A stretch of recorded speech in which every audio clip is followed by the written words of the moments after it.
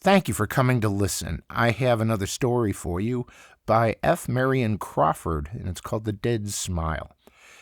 It has almost all of the tropes that we usually associate with gothic horror and ghost stories, and lays them out just beautifully. And it's, I think, a nice read. Enjoy it. I hope you can enjoy it anyway. I first came across this story listening to CBL out of Toronto back in the 70s. Mondays after midnight, they would have a show called Gotcha, and they would have just one narrator reading old gothic horror stories. I'm not sure what happened to the show. The station was sold in the 90s, I believe. Thus it goes. But it was a fun time to listen to stories late at night on the radio. And I hope you enjoy my reading of this. The Dead Smile by Marion Crawford. Chapter 1. Sir Hugh Ockram smiled as he sat by the open window of his study in the late August afternoon. A curiously yellow cloud obscured the low sun, and the clear summer light turned lurid, as if it had been suddenly poisoned and polluted by the foul vapors of a plague. Sir Hugh's face seemed at best to be made of fine parchment, drawn skin-tight over a wooden mask, in which two sunken eyes peered from far within. The eyes peered from under wrinkled lids, alive and watchful like toads in their holes, side by side and exactly alike. But as the light changed, a little yellow glare flashed in each. He smiled, stretching pale lips across discolored teeth, in an expression of profound self-satisfaction, blended with the most unforgiving hatred and contempt for the human doll. Nurse MacDonald, who was 100 years old, said that when Sir Hugh smiled, he saw the faces of two women in hell, two dead women he had betrayed. The smile widened. The hideous disease of which Sir Hugh was dying had touched his brain. His son stood beside him, tall, white, and delicate as an angel in a primitive picture, and though there was deep distress in his violet eyes as he looked at his father's face, he felt the shadow of that sickening smile stealing across his own lips, parting and drawing them against his will. It was like a bad dream, for he tried not to smile, and smiled all the more. Beside him, strangely like him in her wan angelic beauty, with the same shadowy golden hair, the same sad violet eyes, the same luminously pale face, Evelyn Warburton rested one hand upon his arm.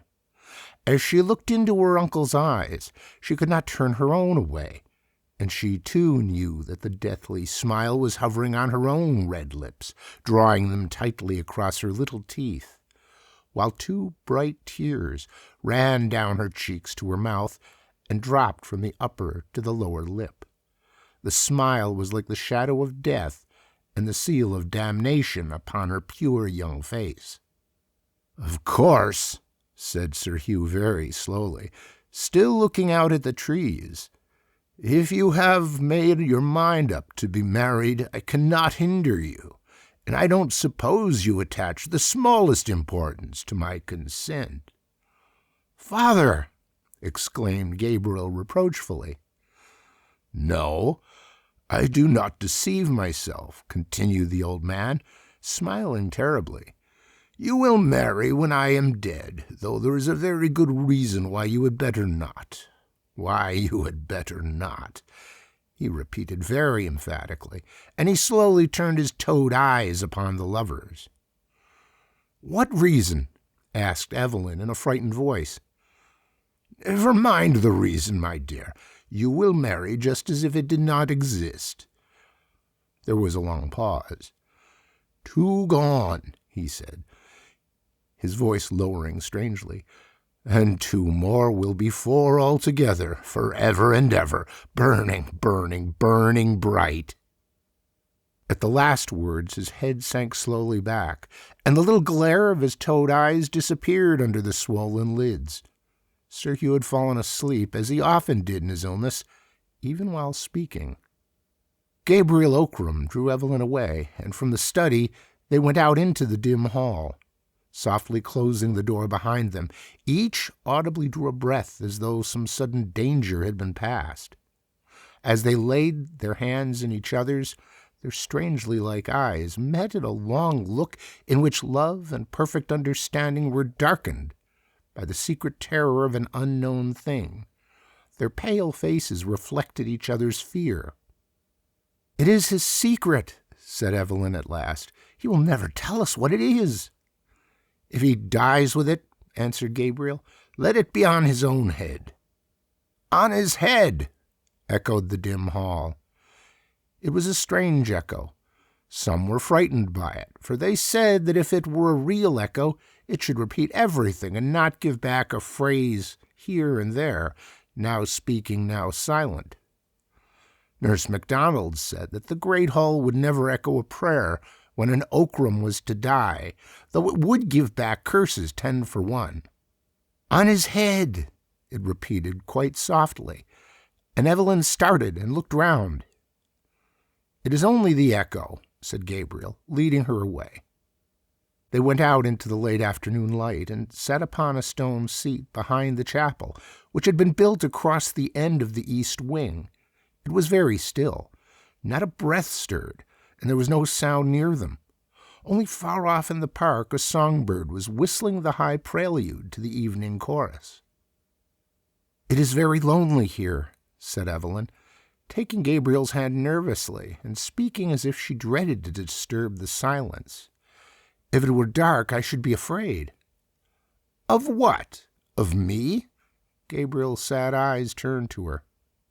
"Oh, no, never of you, but of the old Ockrams. They say they are just under our feet here in the north vault outside the chapel, all in their shrouds with no coffins, as they used to bury them." "As they always will. As they will bury my father and me. They say an Ockram will not lie in a coffin." "But it cannot be true. These are fairy tales, ghost stories." Evelyn nestled nearer to her companion, grasping his hand more tightly as the sun began to go down. "Of course, but there is the story of old Sir Vernon, who was beheaded for treason under James II. The family brought his body back from the scaffold in an iron coffin with heavy locks and put it in the north vault.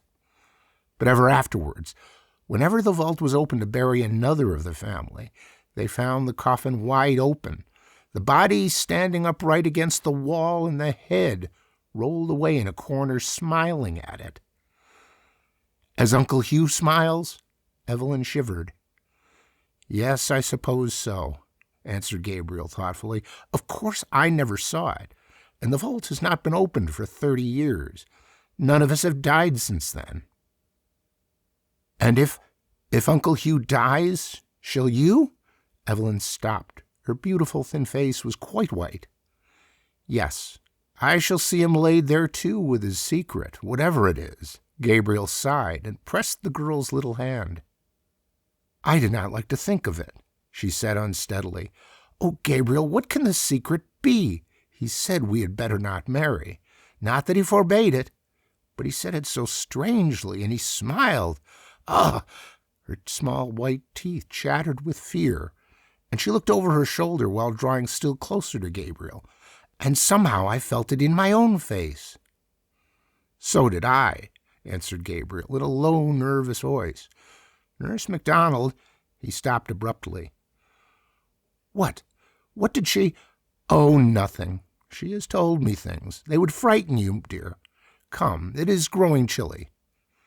He rose, but Evelyn held his hand in both of hers, still sitting and looking up into his face. "But we shall be married just the same, Gabriel. Say that we shall." "Of course, darling, of course. But while my father is so very ill, it is impossible." "Oh, Gabriel, Gabriel, dear, I wish we were married now."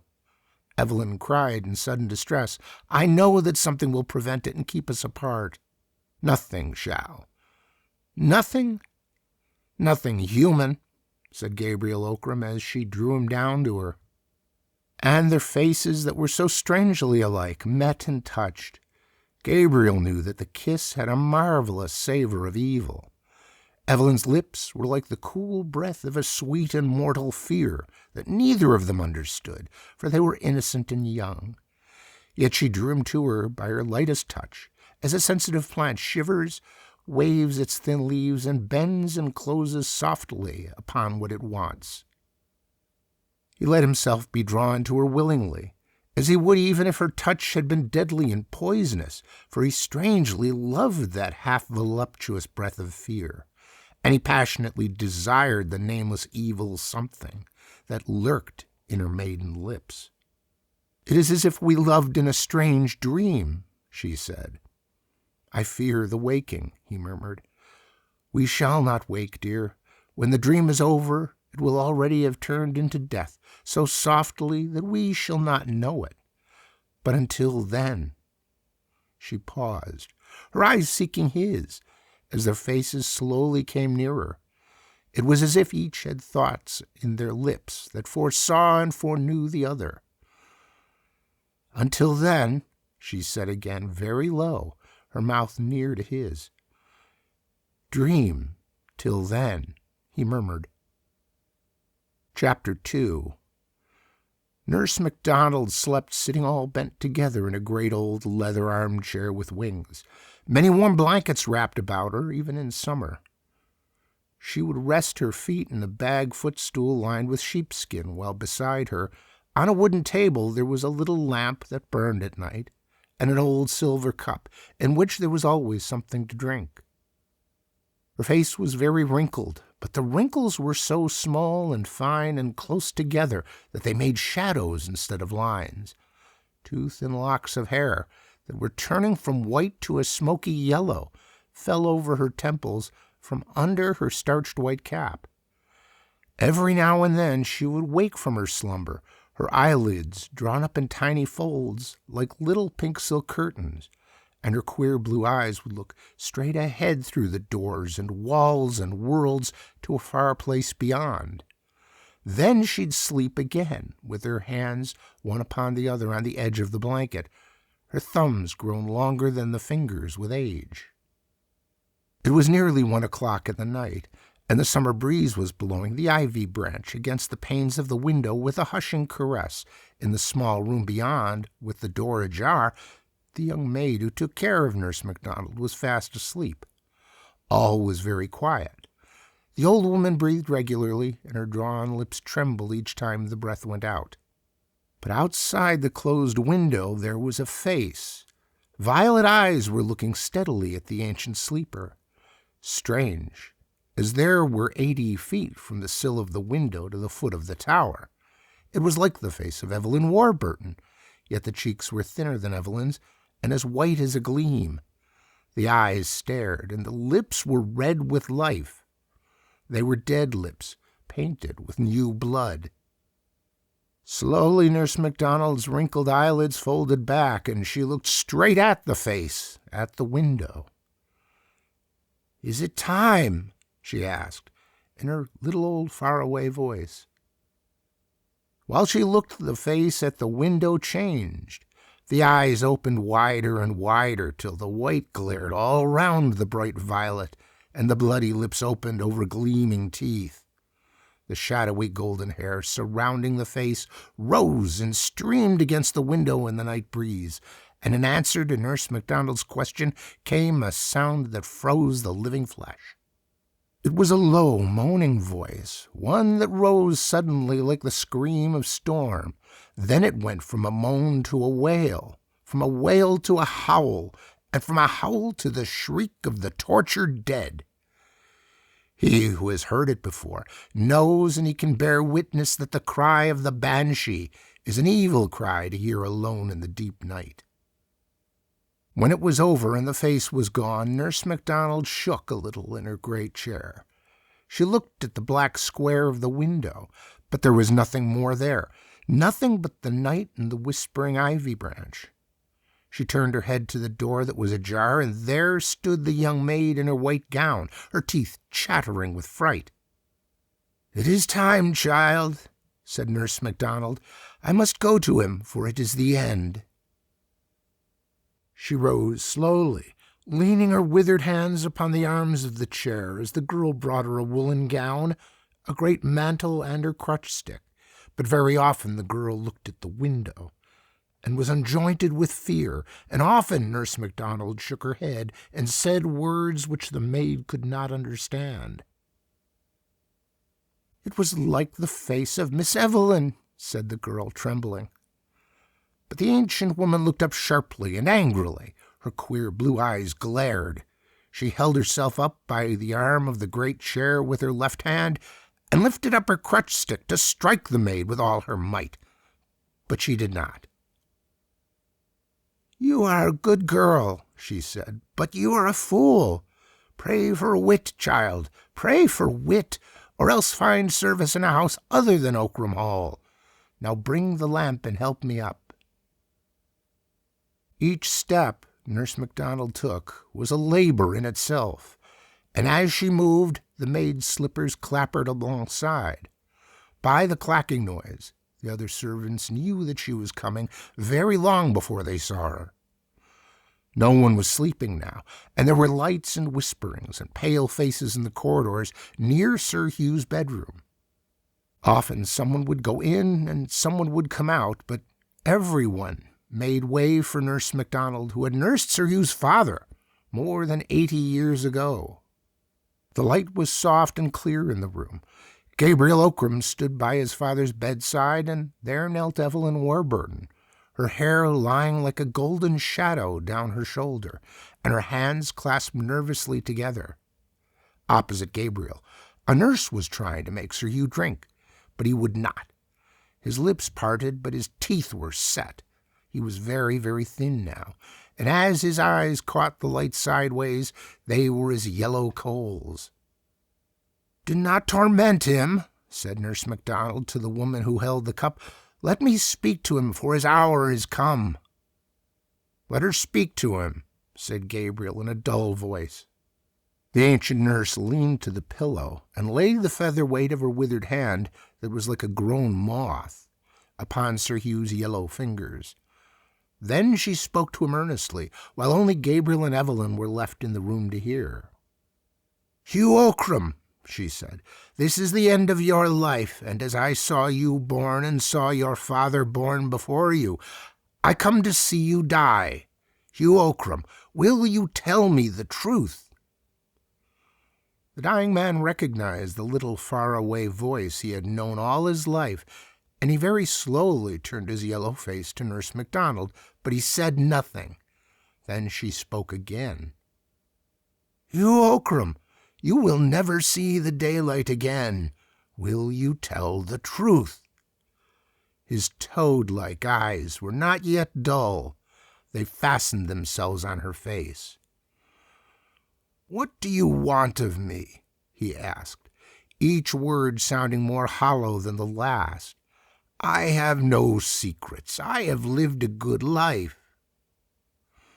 Nurse MacDonald laughed, a tiny cracked laugh that made her old head bob and tremble a little, as if her neck were on a steel spring.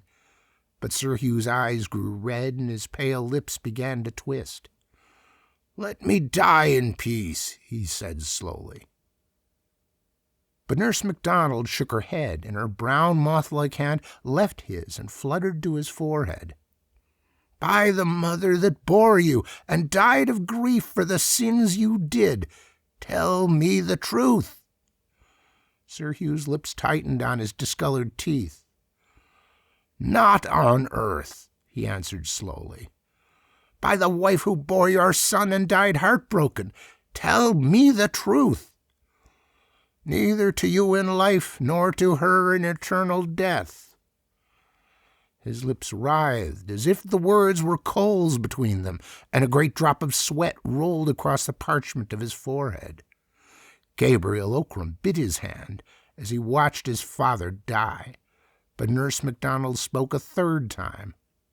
"By the woman whom you betrayed and who waits for you this night, Hugh Ockram, tell me the truth." "It is too late. Let me die in peace."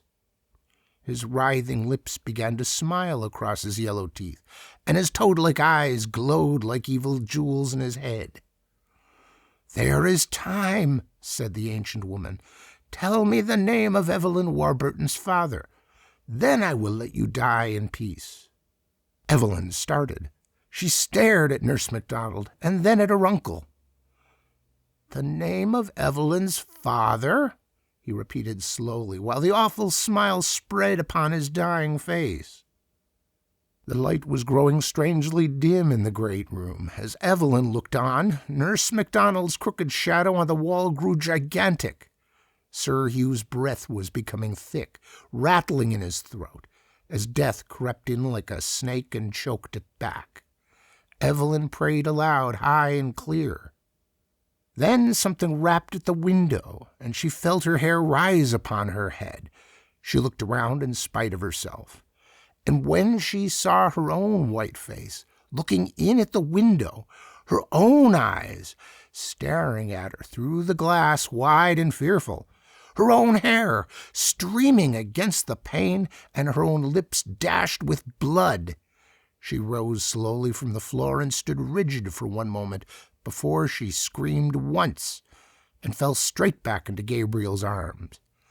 But the shriek that answered hers was the fierce shriek of a tormented corpse, out of which the soul cannot pass, for shame of deadly sins. Sir Hugh Ockram sat upright in his deathbed and saw and cried aloud. "Evelyn!" His harsh voice broke and rattled in his chest as he sank down, but still Nurse MacDonald tortured him, for there was a little life left in him still. "You have seen the mother as she waits for you, Hugh Ockram. Who was this girl Evelyn's father?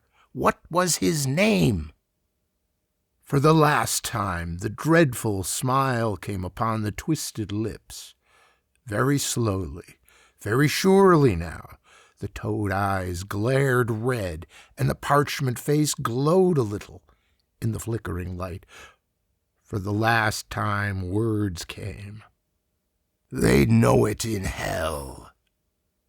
Then the glowing eyes went out quickly. The yellow face turned waxen pale, and a great shiver ran through the thin body as Hugh Ockram died. But in death he still smiled, for he knew his secret and kept it still. He would take it with him to the other side, to lie with him forever in the north vault of the chapel, where the Ockrams lie uncoffined in their shrouds, all but one. Though he was dead, he smiled, for he had kept his treasure of evil truth to the end. There was none left to tell the name he had spoken, but there was all the evil he had not undone left to bear fruit. As they watched, Nurse MacDonald and Gabriel, who held the still unconscious Evelyn in his arms while he looked at the father, they felt the dead smile crawling along their own lips. Then they shivered a little, as they both looked at Evelyn as she lay with her head on Gabriel's shoulder. For though she was very beautiful, the same sickening smile was twisting her young mouth too, and it was like the foreshadowing of a great evil that they could not understand. By and by they carried Evelyn out, and when she opened her eyes the smile was gone. From far away in the great house the sound of weeping and crooning came up the stairs and echoed along the dismal corridors, as the women had begun to mourn the dead master in the Irish fashion. The hall had echoes of its own all that night, like the far-off wail of the banshee among forest trees. When the time was come, they took Sir Hugh in his winding sheet on a trestle bier and bore him to the chapel, through the iron door, and down the long descent to the north vault, lit with tapers to lay him by his father. The two men went in first to prepare the place, and came back staggering like drunken men, their faces white. But Gabriel Ockram was not afraid, for he knew. When he went in, alone, he saw the body of Sir Vernon Ockram leaning upright against the stone wall. Its head lay on the ground near by, with the face turned up. The dried leather lips smiled horribly at the dried-up corpse, while the iron coffin, lined with black velvet, stood open on the floor. Gabriel took the body in his hands, for it was very light, being quite dried by the air of the vault, and those who peeped in the door saw him laid in the coffin again. They heard it rustle a little as it touched the sides and the bottom, like a bundle of reeds. He also placed the head upon the shoulders and shut down the lid, which fell to at the snap of its rusty spring. After that they laid Sir Hugh beside his father on the trestle bier on which they had brought him, and they went back to the chapel. But when they looked into one another's faces, master and men, they were all smiling with the dead smile of the corpse they had left in the vault. They could not bear to look at one another again until it had faded away. Chapter 3. Gabriel Ockram became Sir Gabriel, inheriting the baronetcy with the half-ruined fortune left by his father, and Evelyn Warburton continued to live at Ockram Hall, in the south room that had been hers ever since she could remember. She could not go away, for there were no relatives to whom she could have gone, and besides, there seemed to be no reason why she should not stay. The world would never trouble itself to care what the Ockrams did on their Irish estates. It was long since the Ockrams had asked anything of the world. So Sir Gabriel took his father's place at the dark old table in the dining room, and Evelyn sat opposite to him, until such time as their mourning should be over, and they might be married at last. Meanwhile, their lives went on as before, since Sir Hugh had been a hopeless invalid during the last year of his life, and they had seen him but once a day for a little while, spending most of their time together in a strangely perfect companionship. Though the late summer saddened into autumn, and autumn darkened into winter, and storm followed storm, and rain poured on rain through the short days and the long nights, Ockram Hall seemed less gloomy since Sir Hugh had been laid in the north vault beside his father. At Christmastide, Evelyn decked the great hall with holly and green boughs. Huge fires blazed on every hearth.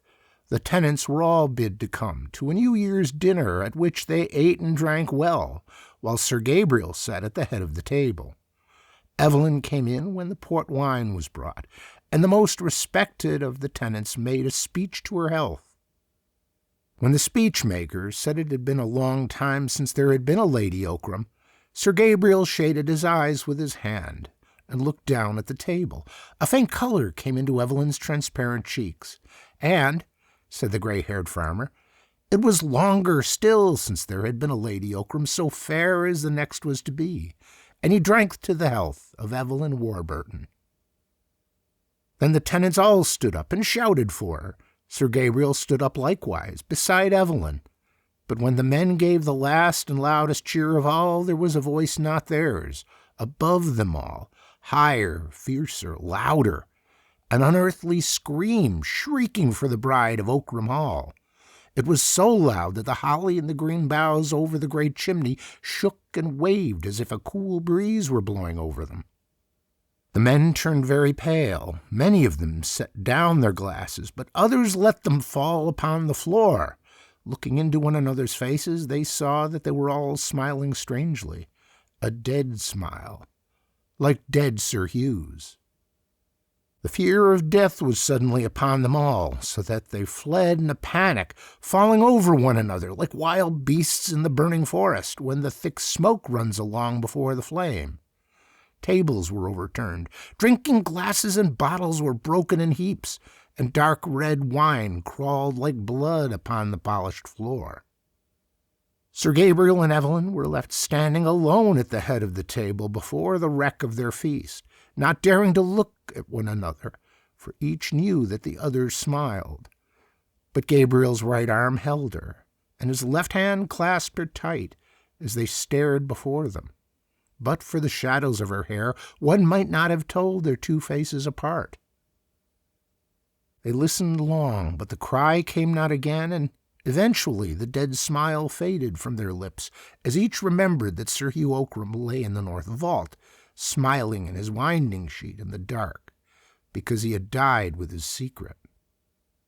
So ended the tenants' New Year's dinner, but from that time on Sir Gabriel grew more and more silent, and his face grew even paler and thinner than before. Often, without warning and without words, he would rise from his seat as if something moved him against his will.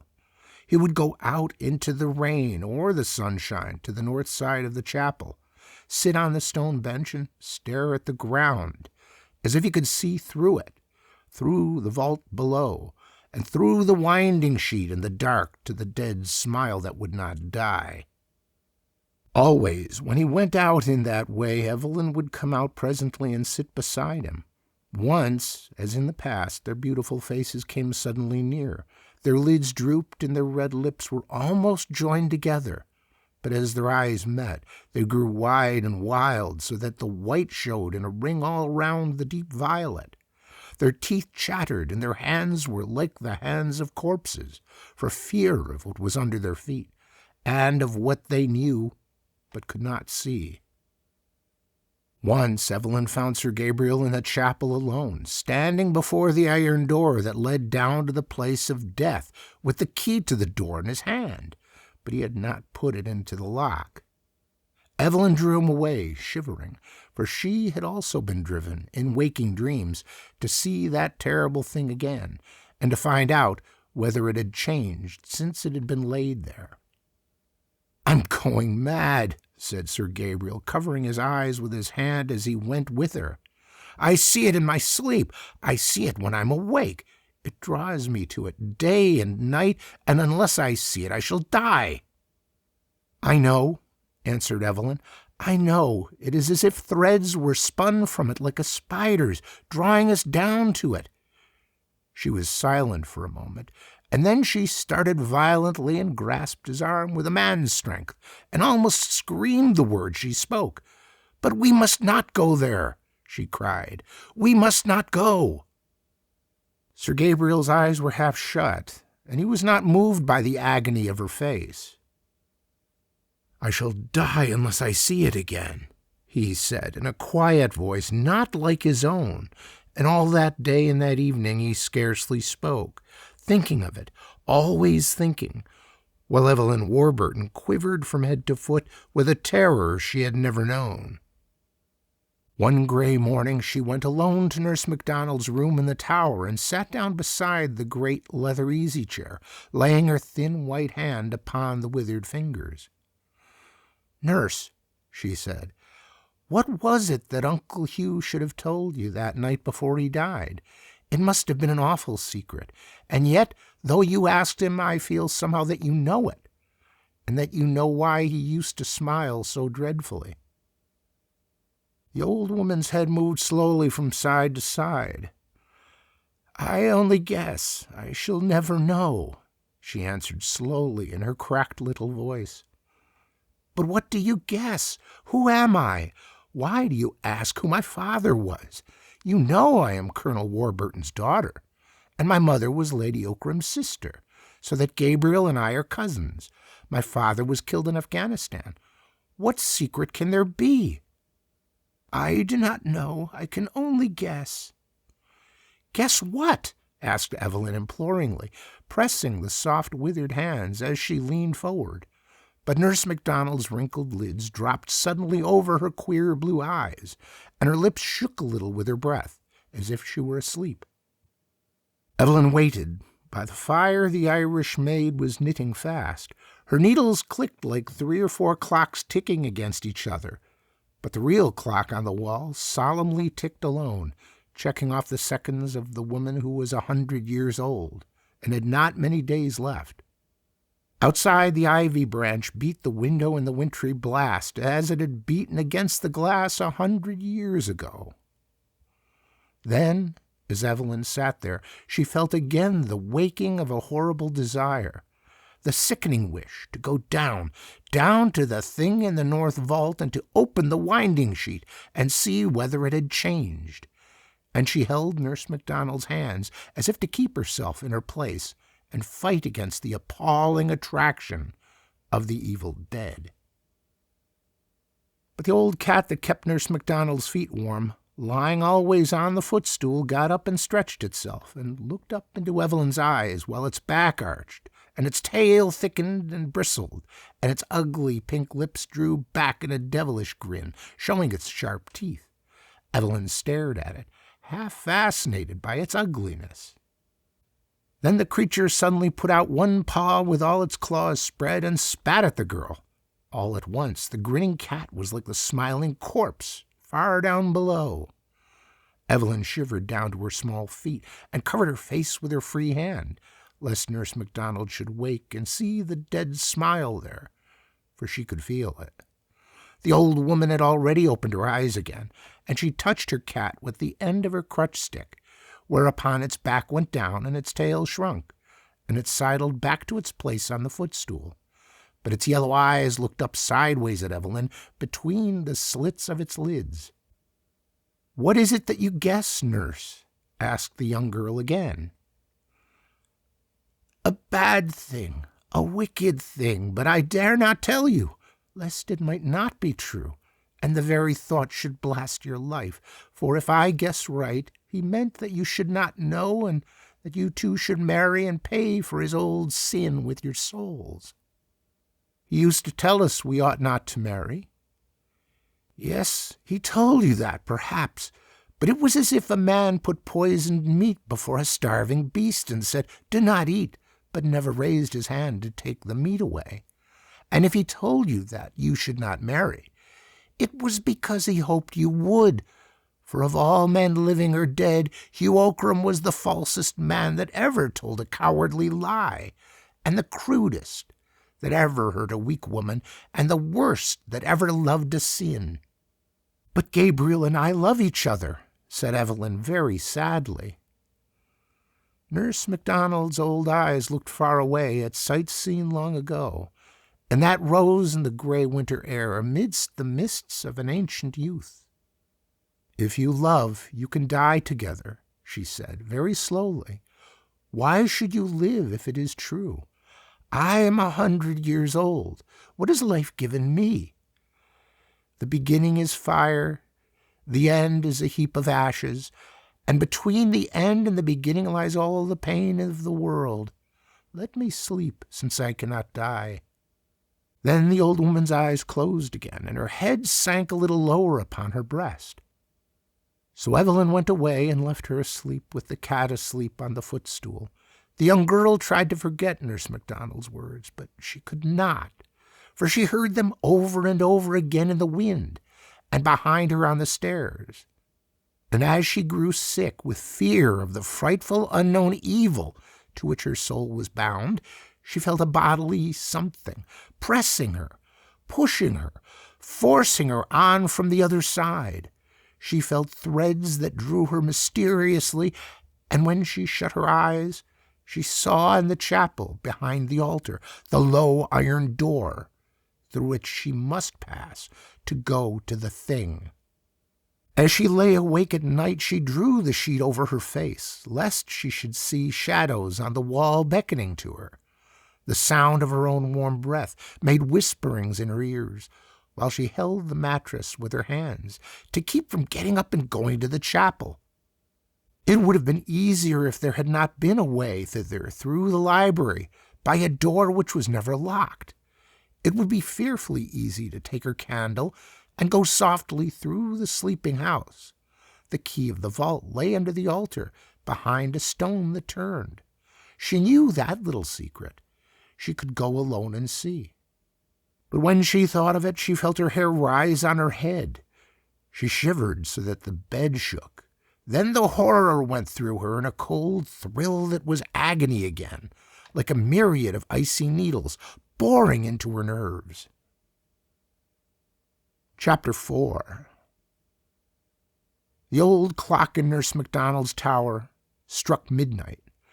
From her room she could hear the creaking chains and weights in their box in the corner of the staircase, and the jarring of the rusty lever that lifted the hammer. She had heard it all her life.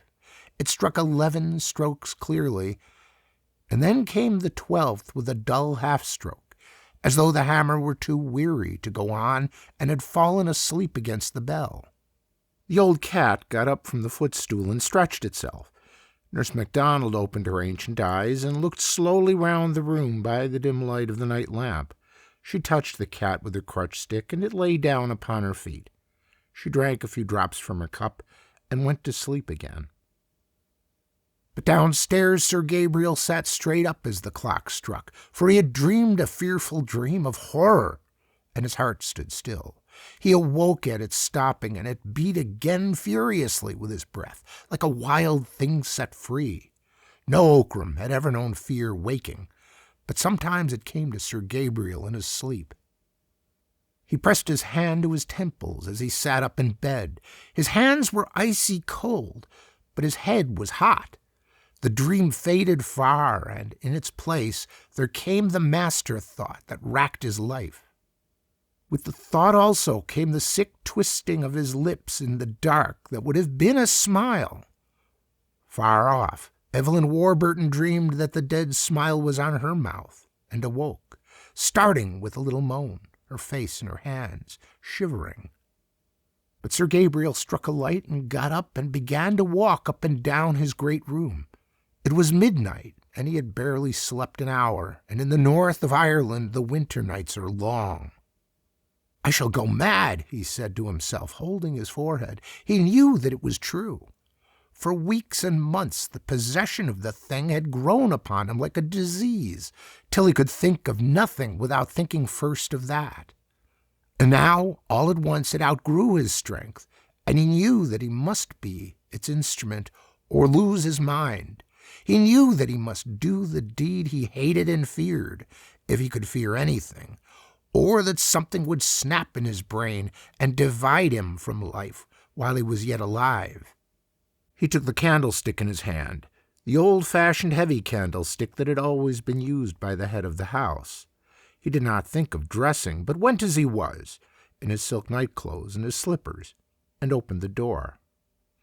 Everything was very still in the great old house.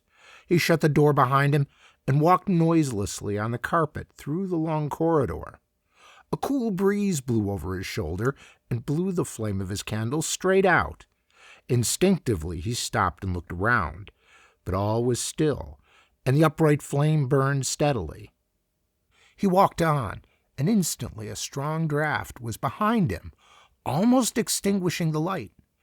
It seemed to blow him on his way, ceasing whenever he turned, coming again when he went on, invisible, icy. Down the great staircase to the echoing hall he went, seeing nothing but the flaring flame of the candle standing away from him over the guttering wax. The cold wind blew over his shoulder and through his hair. On he passed through the open door into the library, dark with old books and carved bookcases.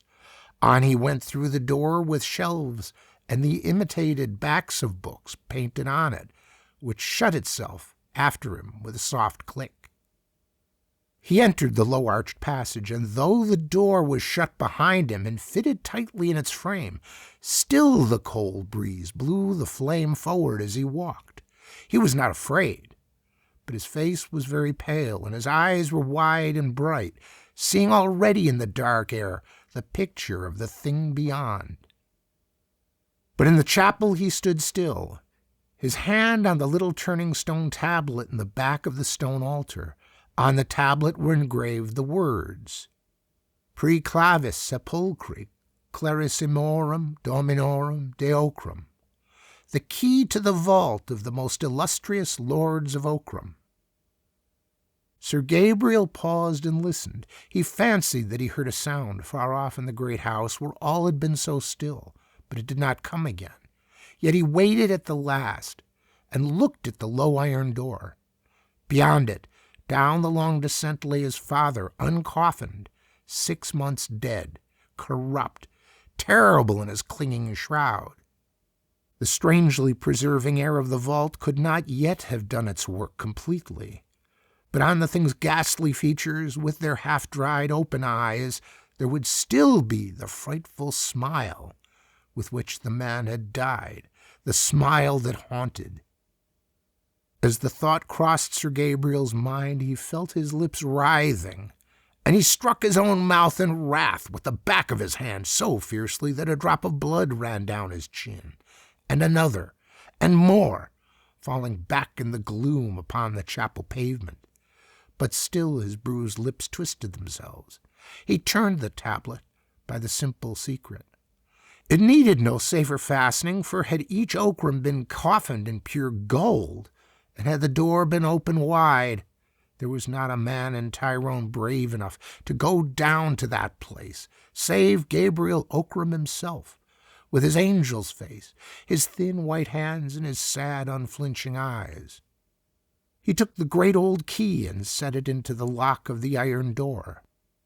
The heavy rattling noise echoed down the descent beyond like footsteps, as if a watcher had stood behind the iron and were running away within with heavy, dead feet. And though he was standing still, the cool wind was from behind him and blew the flame of the candle against the iron panel. He turned the key. Sir Gabriel saw that his candle was short. There were new ones on the altar with long candlesticks, so he lit one and left his own burning on the floor.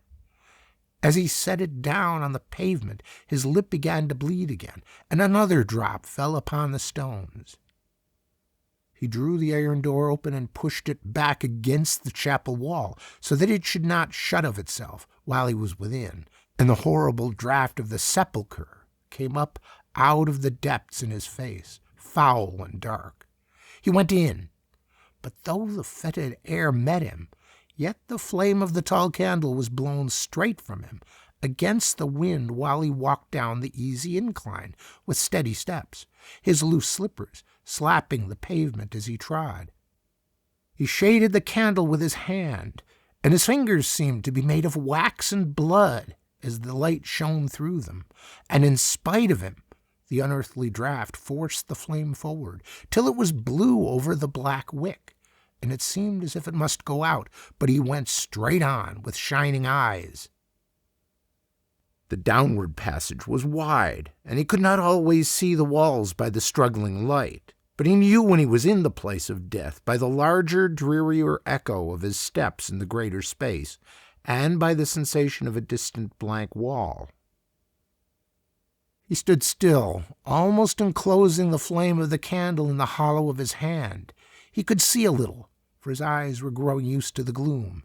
Shadowy forms were outlined in the dimness, where the biers of the Ockrams stood crowded together, side by side, each with its straight shrouded corpse, strangely preserved by the dry air, like the empty shell that the locust sheds in summer. And a few steps before him he saw clearly the dark shape of headless Sir Vernon's iron coffin, and he knew that nearest to it lay the thing he sought. He was as brave as any of those dead men had been. They were his fathers, and he knew that sooner or later he should lie there himself beside Sir Hugh, slowly drying to a parchment shell. But as yet he was still alive. He closed his eyes a moment as 3 great drops stood on his forehead. Then he looked again, and by the whiteness of the winding sheet he knew his father's corpse, for all the others were brown with age, and moreover the flame of the candle was blown toward it. He made 4 steps till he reached it, and suddenly the light burned straight and high, shedding a dazzling yellow glare upon the fine linen that was all white, save over the face and where the joined hands were laid on the breast. And at those places ugly stains had spread, darkened with outlines of the features of the tight-clasped fingers. There was a frightful stench of drying death. As Sir Gabriel looked down, something stirred behind him, softly at first, then more noisily, and something fell to the stone floor with a dull thud and rolled up to his feet. He started back and saw a withered head lying almost face upward on the pavement, grinning at him. He felt the cold sweat standing on his face, and his heart beat painfully. For the first time in all his life, that evil thing which men call fear was getting hold of him, checking his heartstrings as a cruel driver checks a quivering horse, clawing at his backbone with icy hands, lifting his hair with freezing breath, climbing up and gathering in his midriff with leaden weight. Yet he bit his lip and bent down, holding the candle in one hand, to lift the shroud back from the head of the corpse with the other. Slowly he lifted it. It clove to the half-dried skin of the face, and his hand shook as if someone had struck him on the elbow. But half in fear and half in anger at himself, he pulled it so that it came away with a little ripping sound. He caught his breath as he held it, not yet throwing it back and not yet looking. The horror was working in him, and he felt that old Vernon Ockram was standing up in his iron coffin, headless, yet watching him with the stump of his severed neck. While he held his breath, he felt the dead smile twisting his lips. In sudden wrath at his own misery, he tossed the death-stained linen backward and looked at last. He ground his teeth lest he should shriek aloud. There it was, that thing that haunted him, that haunted Evelyn Warburton, that was like a blight on all that came near him. The dead face was blotched with dark stains, and the thin gray hair was matted about the discolored forehead. The sunken lids were half open, and the candlelight gleamed on something foul where the toad eyes had lived. But yet the dead thing smiled as it had smiled in life. The ghastly lips were parted and drawn wide and tight upon the wolfish teeth, cursing still and still, defying hell to do its worst, defying, cursing, and always and forever smiling alone in the dark. Sir Gabriel opened the sheet where the hands were. The blackened, withered fingers were closed upon something stained and mottled, shivering from head to foot, but fighting like a man in agony for his life. He tried to take the package from the dead man's hold, but as he pulled at it, the claw-like fingers seemed to close more tightly. When he pulled harder, the shrunken hands and arms rose from the corpse with a horrible look of life, following his motion. Then, as he wrenched the sealed packet loose at last, the hands fell back into their place, still folded. He set down the candle on the edge of the bier to break the seals from the stout paper. Kneeling on one knee to get a better light, he read what was within, written long ago in Sir Hugh's queer hand. He was no longer afraid. He read how Sir Hugh had written it all down, that it might perchance be a witness of evil and of his hatred. He had written how he had loved Evelyn Warburton, his wife's sister, and how his wife had died of a broken heart with his curse upon her. He wrote how Warburton and he had fought side by side in Afghanistan, and Warburton had fallen. But Ockram had brought his comrade's wife back a full year later, and little Evelyn, her child, had been born in Ockram Hall. And he wrote how he had wearied of the mother, and she had died like her sister with his curse on her, and how Evelyn had been brought up as his niece, and how he had trusted that his son Gabriel and his daughter, innocent and unknowing, might love and marry, and the souls of the women he had betrayed might suffer yet another anguish before eternity was out. And last of all, he hoped that some day, when nothing could be undone, the two might find his writing and live on as man and wife, not daring to tell the truth for their children's sake and the world's word.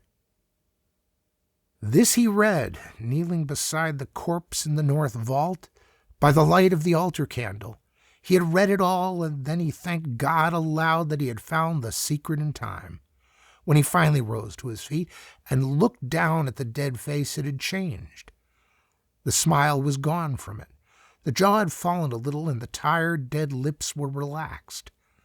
And then there was a breath behind him, and close to him, not cold like that which had blown the flame of the candle as he came, but warm and human. He turned suddenly. There she stood, all in white, with her shadowy golden hair. She had risen from her bed and had followed him noiselessly. When she found him reading, she read over his shoulder. He started violently when he saw her, for his nerves were unstrung. Then he cried out her name in that still place of death. "Evelyn!" "My brother," she answered, softly and tenderly, putting out both hands to meet his.